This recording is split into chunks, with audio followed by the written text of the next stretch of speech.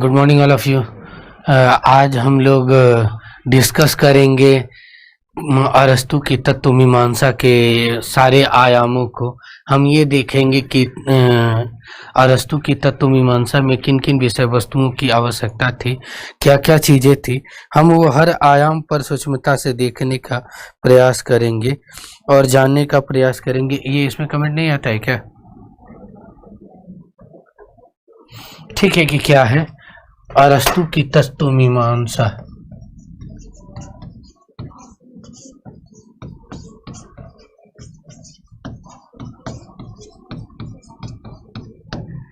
अरस्तु की metaphysics of Aristotle. Metaphysics of Aristotle, we have discussed the criticism theory of Plato and what is the nature of God, what is the nature of soul, and etc. How to form these worlds.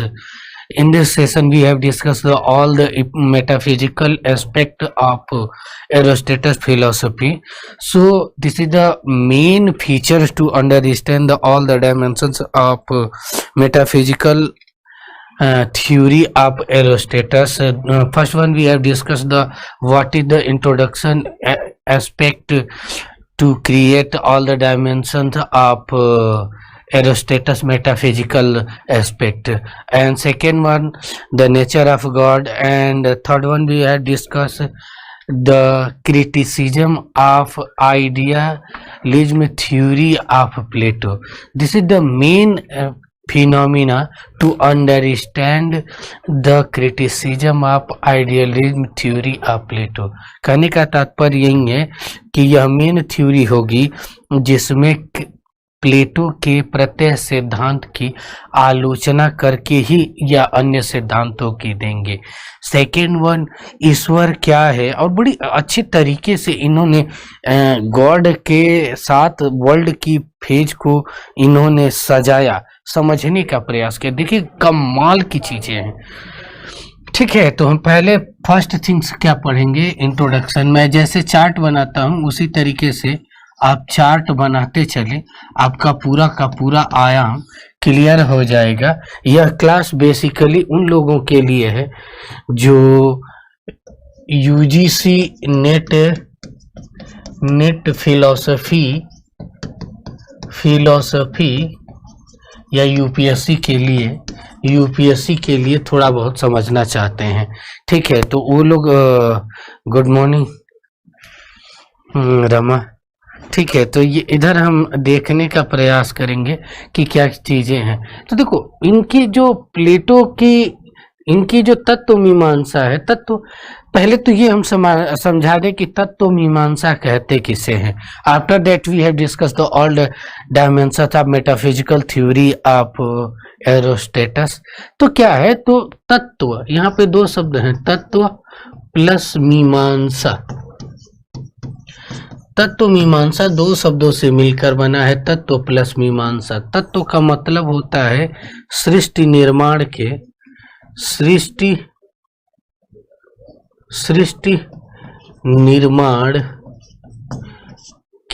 मूल तत्व, सृष्टि निर्माण के मूल तत्व, जैसे God, ईश्वर, soul, आत्मा।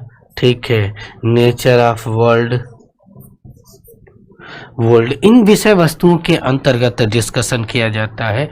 और मीमांसा का अर्थ होता है विश्लेषण करना। अब समझ में आ गया होगा आप लोगों का स्पष्ट अर्थ। जहां सृष्टि के निर्माण के इन मूल तत्वों का विश्लेषण होता है, उस आयाम को ही हम क्या कहते हैं, उस आयाम को ही हम तत्व मीमांसा कहते हैं। अब मूलभूत अंतर के आयाम समझ में आ गया होगा कि जहां पर सृष्टि निर्माण के मूल तत्वों का विश्लेषण किया जाता है उसे तत्व मीमांसा कहते हैं। और इनकी तत्व मीमांसा, अरस्तु की जो तत्व मीमांसा है, यह प्लेटो के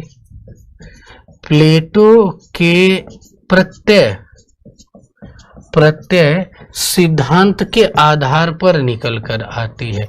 सिद्धांत के आधार पर निकल कर आती है, आधार पर निकल कर आती है।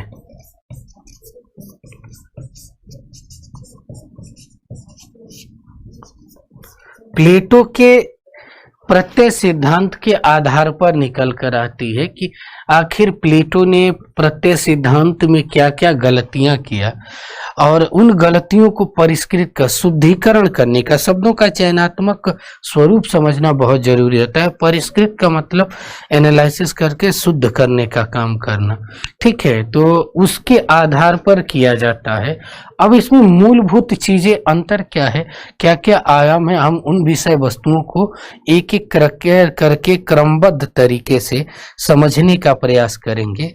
तो हम देखेंगे पहली चीजें, ये चीजें आप लोगों को समझ में आ गई होगी कि आखिर तत्व मीमांसा का मूलभूत अंतर क्या होता है, तत्व मीमांसा कहते किसे हैं। अब हम एक एक चीज पढ़ेंगे। प्लेटो के प्रत्यय सिद्धांत की परिष्कृत रूप है, कृत रूप है। फर्स्ट थिंग्स परिष्कृत रूप है। दूसरी चीज क्या है कि जो तत्व मीमांसा का प्रयोग यहाँ सामान्य के आधार पर किया गया है, सामान्य के आधार पर किया गया है। सामान्य कहने का मतलब कि एक ऐसा एस्पेक्ट जहां पर जनरल जो मनुष्य की थिंकिंग होती है उसके आधार पर की गई है। जबकि अन्य फिलोसोफरों में देखोगे तो तत्व मीमांसा का जो विश्लेषण होता है वह सामान्यतः क्या होता है, पारलौकिक सत्ता। सत्ता दो प्रकार की होती है, एक लौकिक सत्ता होती है, एक पारलौकिक सत्ता। जिस जगत में हम रहते हैं इसे लौकिक सत्ता कहते हैं, जबकि ईश्वर आत्मा जहाँ पे जिन विषय वस्तुओं में आता है उन्हें पारलौकिक सत्ता कहते हैं।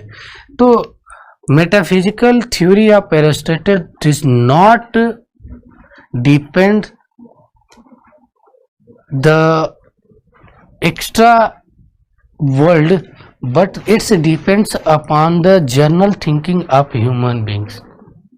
This is the first main element of metaphysical theory of Aristotle. We have discussed the God is the final and last cause of this world. ठीक है कि ईश्वर क्या है, संपूर्ण विश्व का अंतिम कारण है या आदि कारण है। यानी थर्ड वन इज क्या हो जाएगा कि ईश्वर विश्व, ईश्वर ही संपूर्ण विश्व का आदि कारण है, आदि कारण है। we can say that God is the final cause of these worlds. This worlds makes on the behalf of God. मतलब भगवान के द्वारा ही संपूर्ण सृष्टि का निर्माण किया गया है। यानी हमारी संपूर्ण सृष्टि का आधार गॉड में ही जाकर, ईश्वर में ही जाकर निहित होता है। तो उनका क्या क्या आयाम होगा, एक बार वीडियो को लाइक और शेयर कर दीजिए। यह क्लास 3 बजे से होती थी, लेकिन थोड़े से मेरी मैराथन क्लास होने की वजह से यह क्लास को इस टाइम शेड्यूल किया गया है।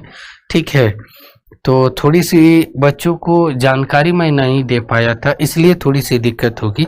अब यहाँ पर जो मूल कारण है, प्लेटो ने, चौथी चीज क्या है कि प्लेटो ने अपनी तत्व मीमांसा का विश्लेषण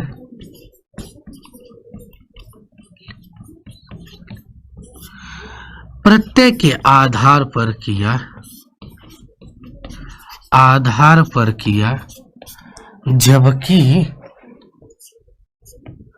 जबकि अरस्तु ने इसकी व्याख्या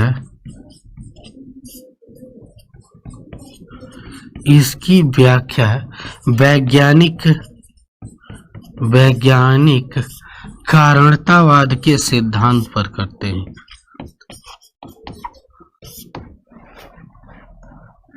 सिद्धांत पर कहते हैं। और कारणतावाद का सिद्धांत क्या है? शायद पूरी की पूरी वेस्टर्न फिलॉसफी में पहली बार कारणता सिद्धांत का जो एक्सप्लेन किए वह प्लेटो थे। और चारों कारणों से संपूर्ण सृष्टि का कैसे कैसे निर्माण होता है, हम उन सभी आयामों को देखने समझने का प्रयास करेंगे कि आखिर वो क्या क्या आयाम है और किस तरीके से व्यवस्थित है। तो कारणता सिद्धांत में किन किन इनकी जब झलक मिलती है कारणता सिद्धांत, तो इसमें 4 प्रकार के कारण माने गए हैं जिससे संपूर्ण सृष्टि का निर्माण होता है। पहले को कहते हैं उपादान कारण। उपादान कारण कहने का मतलब यह है कि जिससे कोई विषय वस्तु बनाई जाती है, जैसे घड़े मिट्टी चीजों में लेकर चला जाए, ठीक है। 9 बजे से है, ज्योग्राफी की है, मैराथन क्लास 9 बजे से है मेरे लाल। उसमें ज्योग्राफी के भारतीय ज्योग्राफी मतलब भारतीय जलवायु पढ़ाऊंगा। तो फिलोसफी तो पढ़ के देखे हो, ज्योग्राफी मेरी सेकंड ऑप्शनल सब्जेक्ट थी, एक बार पढ़ के देखना। मैं ज्योग्राफी कभी भी हर स्टूडेंट को कहता हूं कि ज्योग्राफी को इस तरीके से मत पढ़ना कि ज्योग्राफी याद करने की है, समझने की सब्जेक्ट है। बट मैं हमेशा कहता हूं कि geography is the subject where we have discuss the all the dimension of your observation. आप कितना सोसाइटी को, हर चीज को ऑब्जर्व करते हो, वो ऑब्जर्व करके जितना करोगे, ज्योग्राफी एक बार पढ़ोगे जीवन में कभी नहीं भूलेगी, ये मेरी दावा है, ठीक है। अब देखिए उपादान कारण, आदित्य तुम इन चीजों को अच्छे से समझोगे, ठीक है। जो दूसरा होता है निमित्त कारण, फिलोसफी के स्टूडेंट हो अच्छे से समझ में आएगा निमित्त कारण। तीसरा होता है आकारिक कारण,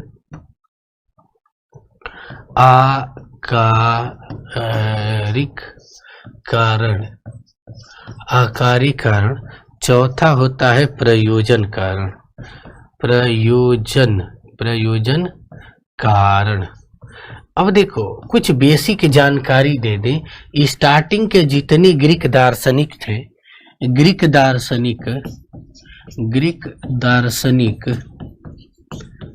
वह 2 कारणों से सृष्टि का उत्पत्ति मानते थे, जैसे थेल्स, ठीक है, हेराक्लाइटस,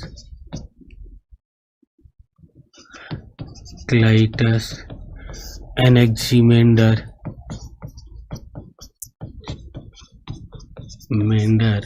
आदि। इसके आधार पर, इन दोनों के आधार पर मानते थे। लेकिन ये आकारिक कारण पर पाइथागोरस थे। पाइथागोरस पहले व्यक्ति थे जिन्होंने आकारिक कारण तक पहुंचने का प्रयास किया। यह बात सही है कि अन्य आयामों में प्लेटो भी यहाँ आ गए थे। सुकरात एवं प्लेटो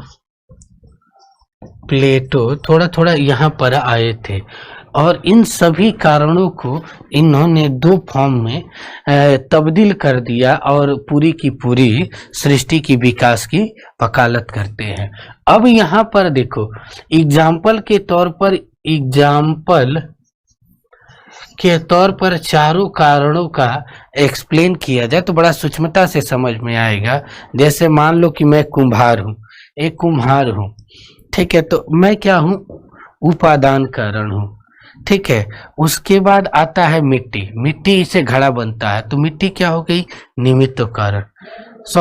उपादान कारण क्या है? मिट्टी। मैं क्या हूँ? बनाने वाला, ठीक है। और उसका जो घड़े का आकार होता है, घड़े का आकार इस तरीके का होता है, इसको कहते हैं आकारी कारण। और इसका लक्ष्य क्या होता है? पानी पीने का। तो ये क्या होता है? प्रयोजन कारण। तो ये तो है, हो गया चारों कारण। जैसे उपादान कारण, इन चीजों को एक एग्जाम्पल से समझे। कुम्हार और घड़ा, कभी जीवन में भूलोगे नहीं, जैसे जैसे कह रहा हूं घड़ा। कुम्हार और घड़े का जो एग्जाम्पल है, थोड़ा सा एक्सप्लेन करके याद रखोगे तो कभी नहीं भूलेगा। यहाँ पर मैं ना लिखने का आगे कारण ये है कि देखो, थोड़ा सा एक स्टेज और लेके चले तो इन दोनों को आगे थोड़ा सा इनकी जो बुद्धि विकसित हुई, समझ में आया, तो इसको इन्होंने मैटर कह दिया। MATTER, मैटर कह दिया। जैसे मैं और मिट्टी सॉलिड है, ठीक है। दुनिया, इसको ये भी कह सकते हैं कि दुनिया किससे बनी है, इसे साइंस भी प्रूव करता है कि दुनिया द्रव्य से बनी हुई है। और द्रव्य 3 प्रकार के होते हैं, सॉलिड, लिक्विड, गैस। तो जो मैं हूँ सॉलिड हूँ, मिट्टी है सॉलिड है, ठीक है। तो ये क्या है? मैटर हो सकता है। जबकि इन दोनों को यह फॉर्म में तब्दील कर देते हैं। इसको हिंदी में द्रव्य कहते हैं, दूसरे को आकार कहते हैं। तो यदि इंग्लिश में थोड़ा सा एक्सप्लेन किया जाए तो causation theory depends upon there are 4 types of element where it converted. After that there are 2 forms where first is matter and second one is the forms. Matter become the initial cause of creation of world and second form is the shape of cause. This is the main theory of causum theory of Aristotle. We have discussed in the epistemology of Aristotle and how to form this theory, the worlds and etc. But today we have discussed the criticisms of Plato idealism theory. मतलब today किसकी discuss करेंगे कि प्लेटो के प्रत्यय सिद्धांत की आलोचनात्मक स्वरूप का हम डिस्कस करेंगे, ठीक है। यदि कोई देखो, आदित्य तुम डेली क्लास करते हो, पढ़ के देखो, एक काम होता है, एक अच्छे स्टूडेंट के जो डेली रहते हैं ना, थोड़ी सी उनसे मेरी ज्यादा लगाव हो जाता है, ठीक है। तो एक चीज जरूर कहूंगा कि यदि तुझे थोड़ा सा एक चीज और काम कर ले कि पढ़ के थोड़ी सी आया करो। याकूब मसीह वाली किताब या मेरी किताब है, ठीक है, ऑनलाइन मिल जाएगी। तो ऑनलाइन दर्शन शास्त्र एक समग्र अध्ययन मिल जाएगी, उसे पढ़ो। मैंने पूरी की पूरी फॉर्म सजा के रखा है, तो वो ज्यादा हेल्पफुल होगी, ठीक है। यही चीजें हैं। तो पढ़ के आओगे तो यदि तुझे डाउट होगा तो वो पूछोगे ना, तो आजीवन तुझे सुखी रहोगे। ये पढ़ने का बेस्ट तरीका होता है। वैसे तो मैं कोशिश इस तरीके से करता हूं कि जितने प्रकार के क्वेश्चन क्रिएट हों खुद ही बता देता हूं। मेरे क्लास में 99% क्वेश्चन उठते ही नहीं है, क्योंकि मैं खुद ही मैं मान के चलता हूं कि मैं स्टूडेंट हूं, और स्टूडेंट के तौर पर मैं जब यदि पढ़ूंगा तो मेरे मन में क्या क्या विचार आएंगे, मैं पहले ही उसे सोचकर हर चीजों को व्याख्या करने का प्रयास करता हूं। तो ये चीजें थे काजम थ्योरी। अब इसी के आधार पर यह प्रत्यय सिद्धांत की आलोचना करेंगे, उसके बाद अन्य आयाम को हम देखेंगे, ठीक है। तो फर्स्ट थिंग लिखेंगे प्रत्यय सिद्धांत की आलोचना। प्रत्यय सिद्धांत की आलोचना।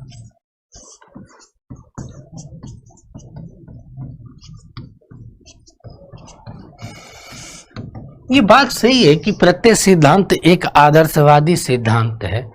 प्रत्यय सिद्धांत एक आदर्शवादी सिद्धांत है, लेकिन समस्या ये है कि इस आदर्शवादी सिद्धांत होने के साथ साथ कुछ चीजें हैं।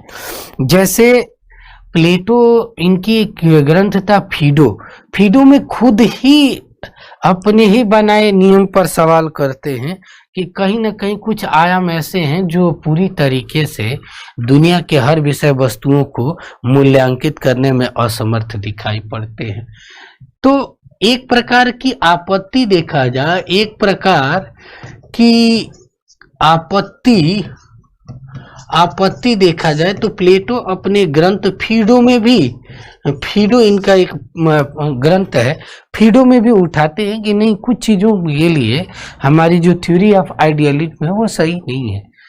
तो अपनी ही बात कहते हो कि ईश्वर सत्य है और उसके के ऊपर फिर से कंट्राडिक्टी करते हो तो गलत तो लगेगा ही। अब दूसरे को तो बहाना चाहिए, अब दूसरे को जैसे बहाना मिलेगा वह धज्जियां उड़ा देंगे। अब इनके शिष्य थे अरस्तु, दुनिया के महान बुद्धिजीवी जिन्होंने हर क्षेत्र में काम किया था।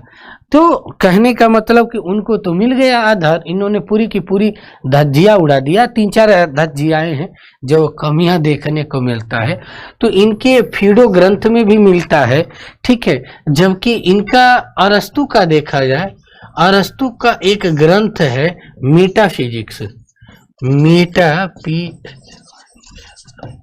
मेटाफिजिक्स में इनकी धज्जिया का जो उड़ाए हैं वो चीजों का वर्णन मिलता है।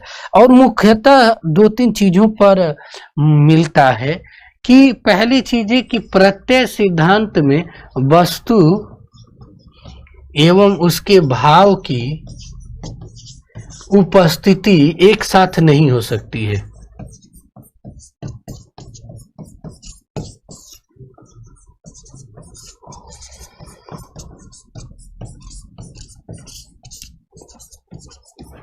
एग्जाम्पल के तौर पर कहते हैं कि आज मेरे को गुलाब जामुन खाने का मन कर रहा है, कल्पना किया और हमारे हाथ में गुलाब जामुन आ गया। क्या संभव है? हम सोचते हैं कि भगवान मेरे पॉकेट में 1000 रुपये, प्रत्यय है हम अपने दिमाग में बनाए कि मेरे पॉकेट में पूरा ना पॉकेट पैसा से भरा हुआ है, तो क्या पॉकेट में पैसा आ जाता है? कभी संभव ही नहीं है। ये तो यही कहते हैं ना कि जैसा हम सोचते हैं उसके अनुरूप दुनिया की वस्तु होती है। तो सपोज दैट, मान लो कि हम सोच तो रहे हैं कि हमारे पॉकेट में 1000 रुपया आ जाए या 10,000 2 लाख आ जाए, क्या आ गया? नहीं आया, खाली है, ठीक है, खाली है। तो इस आधार पर इनकी आलोचना क्रिटिसाइज हुई कि वस्तु और वस्तु के भावात्मक स्वरूप में जो कॉम्बिनेशन है वह क्या होता है, पूरी तरीके से कंट्राडिक्टरी है। सोच मात्र लेने से किसी भी विषय वस्तु की उपस्थिति दर्ज नहीं हो जाती है, यह मूलभूत अंतर होता है। पहली इनकी आपत्ति है। दूसरी आपत्ति क्या है, हम थोड़ा सा देखेंगे। दूसरी आपत्ति यह है कि प्रत्यय सिद्धांत में कभी भी वस्तु और वस्तुओं के भाव में एकात्मकता नहीं पाई जाती है। क्यों? वस्तु जैसे 100 रुपए की नोट और जो भाव है उसमें एक रूपता नहीं पाई जाती है। एक रूपता का अभाव होता है, एक रूपता का अभाव होता है, ठीक है। यह मूलभूत आपत्तियां थी प्लेटो के सिद्धांत में। और इन चीजों को सही भी है कि किसी विषय वस्तु को सोच लेने से हर चीजें हो नहीं जाती है। देखो, दूसरी चीज इनकी आदर्शता में और यथार्थता में बहुत अंतर है। ये हो गई यथार्थता कि यह वस्तु है।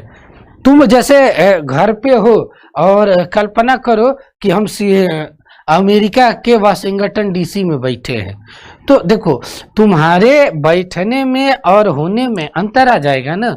जैसे सपना में देखते हो कि कोई चीज हमको मिल गई, ठीक है, तो क्या हकीकत में सुबह उठते हो तो होता है? नहीं होता है। पता चलता है कि बिस्तर पर लेटे हुए हैं। तो हमारे स्वप्न में और हमारी हकीकत में जमीन आसमान का अंतर है। ये हम कभी नहीं कह सकते हैं कि जो सोच लिए वैसे ही हम बन गए। ये भी कहा जाता है कि जैसा सोचोगे वैसा बनोगे।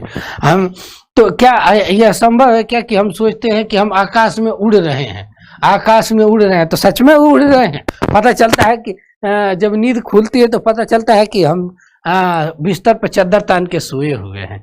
तो यथार्थता में और कल्पना में जो आदर्शता की विषय वस्तुएं हैं हमेशा कंट्राडिक्टरी दिखती है। कभी भी संभव नहीं है। यह बात सही कही गई है कि जैसा हम सोचते हैं वैसा बन जाते हैं, लेकिन किसी भी दशा में इस प्रकार की अवधारणा हर दशा में नहीं देखी जाती है। यानी विषम परिस्थितियों में विषम परिस्थितियां क्या, लगभग 90% परिस्थितियों में ये चीजें नहीं होती है कि हम जैसा सोचते हैं वैसा बन जाते हैं। ठीक है, कहने का तात्पर्य है कि हमारे सोच में और हमारे कार्य प्रणाली में बहुत बड़ा अंतर होता है। तो इन विषय वस्तुओं को समझना जानना ही इनके सिद्धांत की सबसे बड़ी आलोचना है। अब इसमें यदि किसी को दिक्कत हो तो बताओ, नहीं तो फिर आगे हम शुरू करेंगे। ठीक है, देखो अरस्तु ने कहा कि इस तरीके की चीजें कुछ नहीं होती है, हम जैसा देखते हैं। ठीक है, जैसे दुनिया में घटता है यही सच्चाई है। ठीक है, और उसके अनुरूप हम कल्पना करके देखते हैं, तब तो हम सही हैं, और नहीं करते हैं तो हम क्या है, पागल हैं। यानी हमारी सच्चाई में कोई अंतर नहीं रह जाएगा। ठीक है, हमारा पूरा का पूरा कंसेप्ट ही गड़बड़ हो जाएगा। ये इनकी प्रत्यय सिद्धांत की 4 आलोचनाएं थी। जितना आप व्यवहारिक दृष्टिकोण से समझोगे उतनी इसकी प्रासंगिकता, आपकी मोरालिटी, समझने का लेवल, ज्ञान का लेवल, सब कुछ बढ़ता जाएगा। अब यहाँ पर एक बड़ी अच्छी चीज बोलते हैं ईश्वर के संदर्भ में। तो नेक्स्ट चीजें हैं, हम पढ़ेंगे ईश्वर की अवधारणा। ईश्वर की अवधारणा यहाँ पर हम थोड़ा सा शॉर्ट में इसलिए पढ़ाए क्योंकि जब मैं प्लेटो की तत्व मीमांसा पढ़ा रहा था तो वहां पर पूरी तरीके से प्लेटो की तत्व मीमांसा की आलोचना मैंने करवा दिया था। इसीलिए एक ही चीज को बार बार पढ़ाना कोई चीजें नहीं है। मैं यहाँ पर एक कुछ नया पढ़ाने आया हूँ। तो ईश्वर की अवधारणा के संदर्भ में एक फिगर सुंदर सा बनाना, पूरी की पूरी ईश्वर की अवधारणा समझ में आ जाएगी। और इसी फिगर के माध्यम से हम पूरी की पूरी चीजें आपको एक्सप्लेन कर दूंगा कि किस तरीके से दुनिया की बनी है। तो वो यह कहते हैं कि ईश्वर ने संपूर्ण सृष्टि का निर्माण किया। ईश्वर मैटरलेस है, फॉर्मलेस है। ठीक है, तो वो किस आधार पर कहते हैं, क्या क्या आधार है, हम वो चीजें देखेंगे। और ये कहते हैं कि जो सृष्टि की विकास है जड़ से लेकर गॉड तक, वह जैसे जैसे हम नीचे से ऊपर आते जाते हैं मैटर और फॉर्म की चीजें कम होती जाती है। तो वो क्यों होती है, किस तरीके से होती है, यह पूरा का पूरा फिगर मेंशन करेगा। मैं हमेशा कहता हूं ना कि थोड़ा सा 2-3 चीजें क्रिएटिव कर दोगे, बीए एमए के जो लड़के होंगे उनके लिए भी मार्क्स ऑटोमेटिक खींच जाता है। ठीक है, ऑटोमेटिक टीचर के हाथ से निकलता, थोड़ा सा क्रिएशन अपना पड़ा। अब यहाँ पर देखो, सबका एक अपना अपना लेवल है।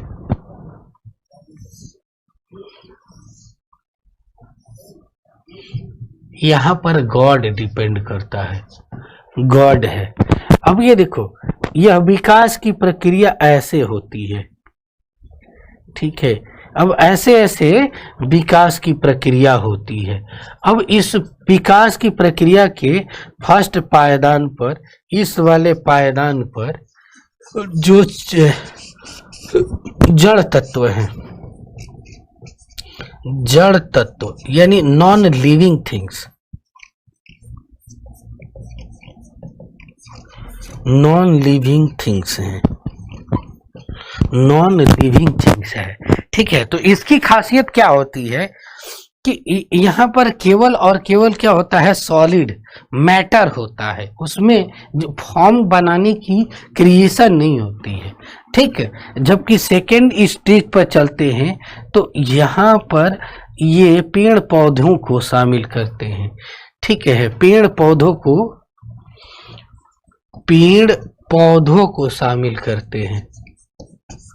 पौधों को शामिल करते हैं। आप पेड़ पौधों में एक चीज क्या देखोगे कि पेड़ पौधों में थोड़ी सी चीजें होती हैं, बहुत से छुई मुई का पौधा छुओगे तो मुरझा जाता है, तो कहीं ना कहीं उनमें सेंसनेस धीरे धीरे आ जाती है। तीसरा स्टेज जो होता है वो होता है जीव जंतुओं का, जीव जंतु का ये वाला जीव जंतु का, ठीक है, जीव जंतु के स्टेज पर आ गए, ठीक है। उसके बाद ये वाला आता है, ये पूरा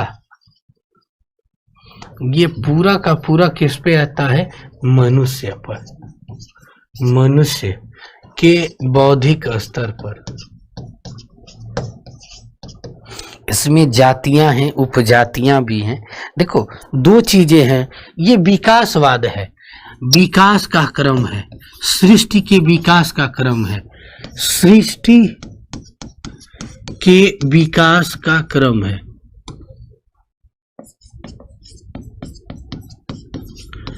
सृष्टि के विकास का क्रम है। तो देखो जो विकास की अवधारणा दो प्रकार से दिखाई पड़ती है, एक होती है यांत्रिक विकास, जो वैज्ञानिक आधार पर प्रमाणित होती है, वैज्ञानिक आधार पर, वैज्ञानिक कारणता के अनुसार प्रमाणित होती है।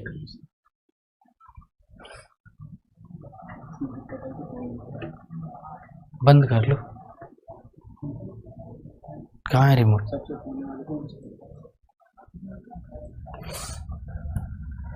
चलो ठीक है, ठीक, वैज्ञानिक आधार पर दिखाई पड़ती है, जो साइंस मानता है सामान्यतः डार्विन के विकासवाद की अवधारणा दिखाई पड़ती है।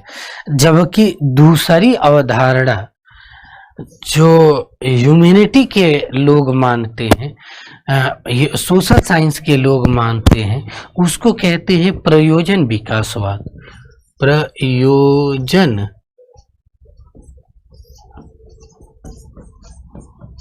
विकासवाद। तो इसको अरस्तु स्वीकार करते हैं, अरस्तु इसी को स्वीकार करते हैं, प्रयोजन विकासवाद की प्रक्रिया को। डार्विन की विकासवाद में और इनके विकासवाद में क्या क्या अंतर है, हम थोड़ी सी इन विषय वस्तुओं को भी देख के समझ के चलेंगे तो समझ में आएगा इसके अन्य आयामों को। लेकिन उससे पहले हर भाव को थोड़ा सा हम देखते चलेंगे कि क्या क्या चीजें हैं, तब समझ में आएगा। यदि इसमें किसी को कोई दिक्कत हो, आदित्य कोई दिक्कत हो तो पूछ लो, नहीं तो फिर मैं आगे इसके अन्य आयाम को एक्सप्लेन करने का प्रयास करूंगा। देखो गॉड कहते हैं कि जब इस तरीके से हम ऊपर से नीचे जाते हैं,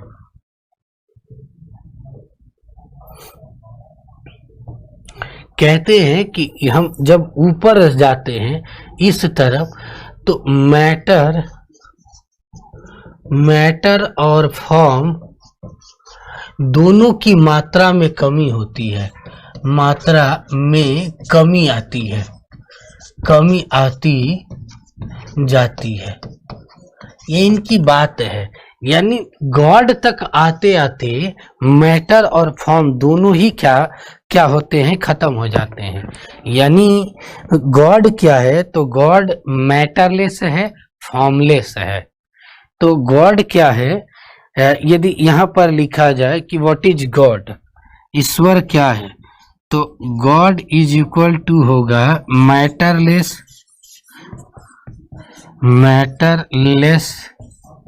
प्लस फॉर्मलेस।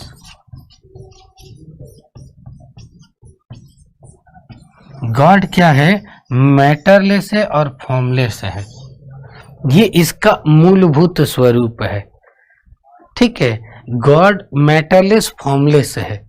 अब जब वो मैटरलेस है, इसमें कोई मैटर है ही नहीं, उसके बावजूद भी संपूर्ण सृष्टि का उत्पत्ति का जो आधार है इसमें विराजमान रहता है, यानी संपूर्ण सृष्टि इसमें दिखती है।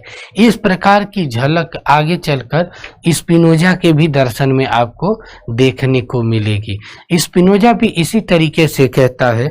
इसके बाद लाइबनिज एक दार्शनिक होंगे। बुद्धिवादी दार्शनिकों में 3 लोगों का नाम आता है, DSL, डेकार्त, स्पिनोजा, लाइबनिज। कहीं न कहीं बुद्धिवादी दार्शनिक भी इस विषय वस्तु को स्वीकार करते हैं कि God is the element where's matterless and formless present here. This is the main phenomena, this is the main feature of God. And second में there are some property of God we have explained as soon as, मतलब जल्द ही इसका करेंगे तो ये figure आपको समझ में आएगा। यानी कहने का मतलब कि यदि ऊपर से नीचे आते हैं तो मैटर और फॉर्म का स्वरूप बढ़ेगा, और जब मैटर और फॉर्म का स्वरूप बढ़ता है तो नेचर, सेंस, ठीक है, creation, life efficiency, everything's decrease, and इधर से ऊपर जाते हैं तो एवरीथिंग इज इंक्रीज। ये चीजें हैं। हम आगे की चीजों में क्या देखेंगे, ईश्वर की विशेषता,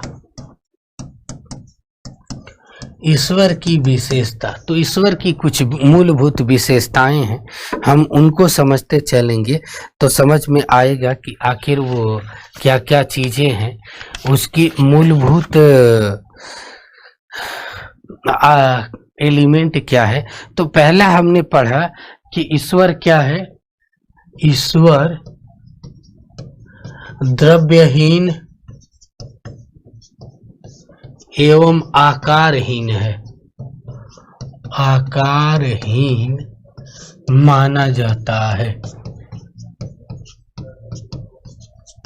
दूसरा है ईश्वर विचारों का विचार है, विचारों का विचार है। God is the thoughts of thoughts, ठीक है, ईश्वर विचारों का विचार है। तो कुछ संपूर्ण ईश्वर क्या है, तीसरी क्या है, ईश्वर संपूर्ण विश्व की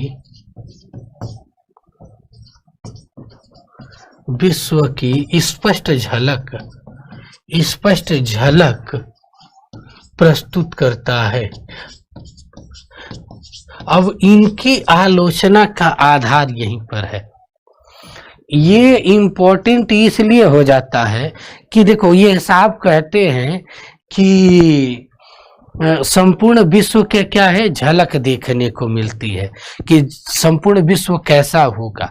अरे साहब, आप एक तरफ तो कहते हैं कि लौकिक सत्ता नहीं है ईश्वर, यानी पारलौकिक सत्ता है, दूसरी तरफ ये कहते हैं कि इसमें मूलभूत झलक दिखाई पड़ती है। यानी पेन का स्वरूप तभी दिखाई पड़ेगा जब हम पेन को छू सकते हैं, महसूस कर सकते हैं।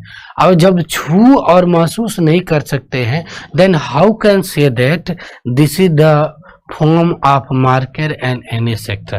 So then you should understand the main features of marker.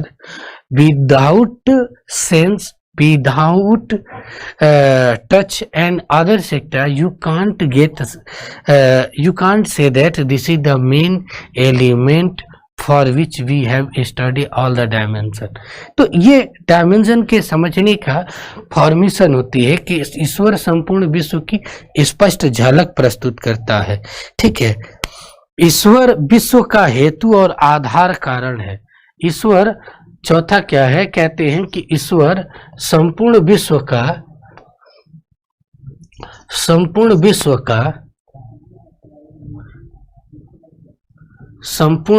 का हेतु मतलब होता है कारण, हेतु मतलब होता है कारण, और आधार है,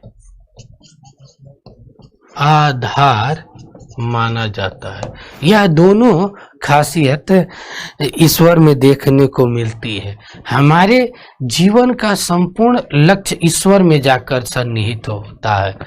एग्जाम्पल के तौर पर यह चित्र देखा जाए तो ये हम अपने विकास को कहाँ तक लेके जाना चाहते हैं, गॉड तक। तो हमारा जो विकास का प्रक्रिया है वह कहाँ तक जाके टिकती है, तो वह गॉड तक होता है। तो हमारा परम लक्ष्य क्या है, ईश्वर को सानिध्य को प्राप्त करना। ईश्वर के सानिध्य को प्राप्त करना ही जीवन का वास्तविक उद्देश्य है।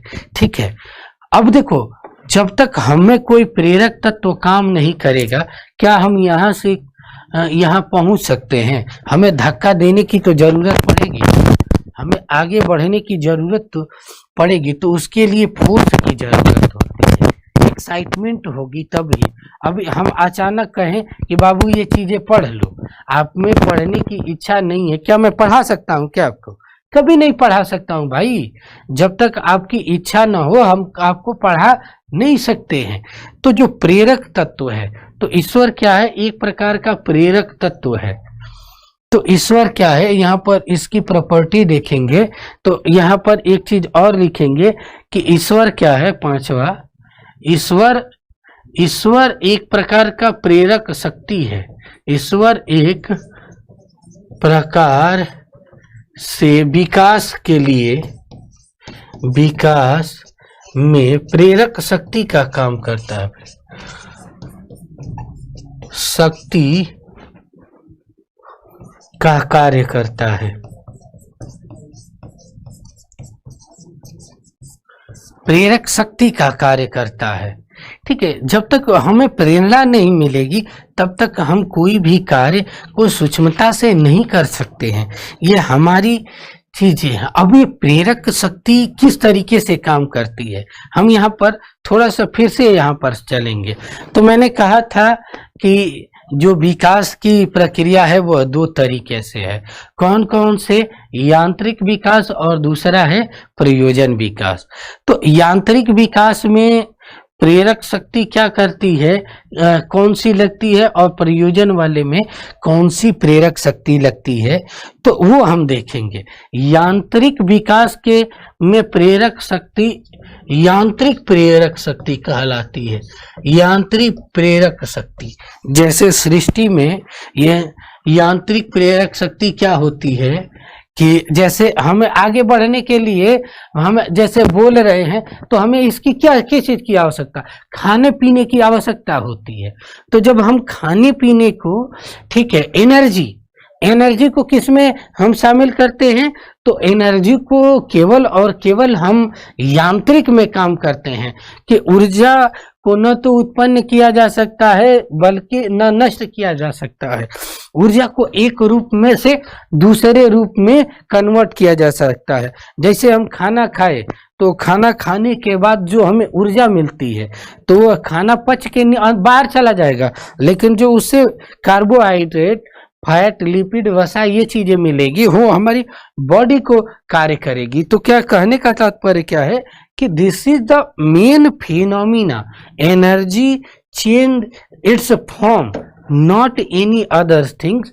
This types of energetic form is called mechanical excitement things. जबकि दूसरा होता है प्रयोजन मूलक, मतलब आपका उद्देश्य, एम क्या है, ठीक है, टारगेट क्या है, ठीक है, तो आप किन चीजों को प्राप्त करना चाहते हैं उन चीजों को दर्शाता है।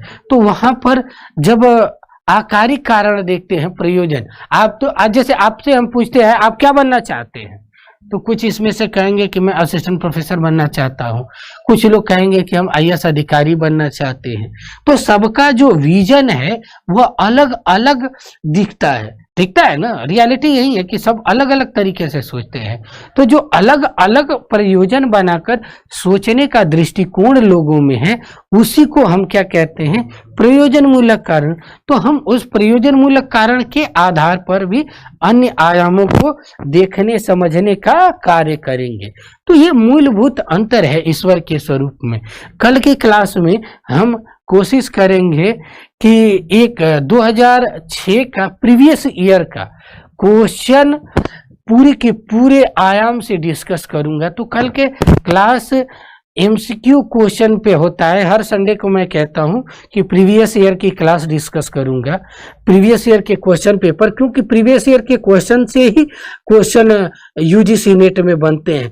पिछली बार मैंने करवाया था तो 62 क्वेश्चन आए थे, तो उसमें थ्योरी नहीं करवा पाया। ठीक है, तो 4-5 लड़के थे जिनका जेआरएफ निकला था, तो उनसे मैंने पूछा कि सर तू लोग बताओ क्या दिक्कत थी। तो उन्होंने कहा कि सर थोड़ा सा ना आप थ्योरी वाली चीजें एक्सप्लेन कर देंगे ना तो ज्यादा क्लियर हो जाएगा। तो मेरे को भी ये चीज लगा था, तो मैं इस बार एक नया यही चीज कर रहा हूं कि थोड़ा सा थ्योरी भी देता चलता हूं। और आगे 9 बजे से बिहार पर ज्योग्राफी पढ़ाऊंगा, भारतीय जलवायु पढ़ाऊंगा। आप लोग जरूर आइएगा, देखना कि ज्योग्राफी को कैसे पढ़ा जाता है। आईएसपीसीएस पे मैं इंटरनल सिक्योरिटी, सोशल जस्टिस पढ़ाता हूँ, यूजीसी नेट पर फिलोसफी पढ़ाता हूँ। फिलोसफी में मेरी ऑलरेडी 5 किताबें पब्लिश हैं, बहुत लोग जानते हैं। और जो लोग भी फिलोसफी इस बार पढ़ना चाहते हैं, अमेजन, फ्लिपकार्ट, चौखंबा की वेबसाइट पर आपको मेरी किताब मिल जाएगी। और खुशी की बात यह है कि आप घर बैठे उन किताबों को प्राप्त कर सकते हैं। तो ऑर्डर करके और उसको पढ़िए। मैंने हर चीज को फिगर के माध्यम से पढ़ाता हूँ। यहाँ भी देखिए पूरी के फिगर वाली फॉर्म है, तो वहां भी आपको फिगर वाले ही फॉर्म मिलेगा। ज्योग्राफी को भी एक बार नए अंदाज में थोड़ा सा आज बिहार वाले चैनल पे आना, देखना ज्योग्राफी कैसे पढ़ाई जाती है, पढ़ी जाती है, वो जरूर सिखा दूंगा आप लोगों को। ज्यादा नहीं, लेकिन इतना जरूर करूंगा कि जो रटने वाली सिस्टम थी वो ऑब्जर्वेशन पे आ जाएगा। एक टीचर थे हमारे गुरुजी, हमेशा कहते थे कि खाओ कम पचाओ ज्यादा। मतलब जो भी चीजें पढ़ते हो तो उस पर आत्म मंथन करोगे तो उसका जो दृष्टिकोण होगा वह बहुत ज्यादा व्यापक होगा। आपको देख रेख करने में, सोचने समझने का दृष्टिकोण बढ़ेगा। तो उन चीजों को हम देखेंगे। ठीक है, तो आज की क्लास यहीं तक संपन्न होगी। नेक्स्ट क्लास में भाई, नेक्स्ट क्लास में हम लोग प्रीवियस ईयर के क्वेश्चन डिस्कस करेंगे और बंद कर दो। ठीक है, डिस्कस करेंगे। तो आज के लिए यहीं तक। आप सभी लोगों को बहुत बहुत धन्यवाद। चैनल को सब्सक्राइब करें, वीडियो को लाइक करें और शेयर करना न भूलें। Thank you so much.